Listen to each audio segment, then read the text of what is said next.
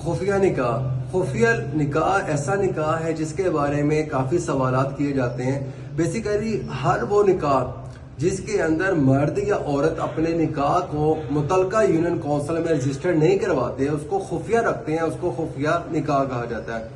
ऐसा किया क्यों जाता है, इसके बारे में बात करते हैं। बेसिकली मर्द को जब भी दूसरी या तीसरी शादी करनी है तो उसके लिए लाजमी है कि पहली बीवी से वो इजाजतनामा ले। अगर वो इजाजत नहीं लेता तो उसको जेल भी हो सकती है, साथ जुर्माना भी हो सकता है।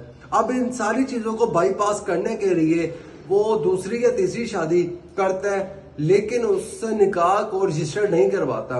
ना निकाह रजिस्टर्ड होगा, ना उसकी ऑनलाइन मैरिज सर्टिफिकेट निकलेगा, और ना ही कल को वो बीवी शोहर के नाम का शिनाख्ती कार्ड बनवा सकती है।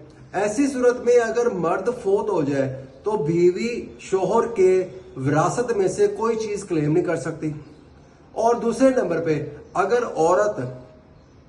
औरत भी इस चीज से अपनी फैमिली के प्रेशर में आके, अपने घर वालों के प्रेशर में आके अगर इस चीज से डिनाय करती है, इस चीज से इनकारी हो जाती है कि भाई मेरी फलां शख्स के साथ कोई शादी नहीं हो रखी, तो मर्द के पास कोई अहलियत नहीं है कि ऐसी औरत को अपनी बीवी कंसीडर करे।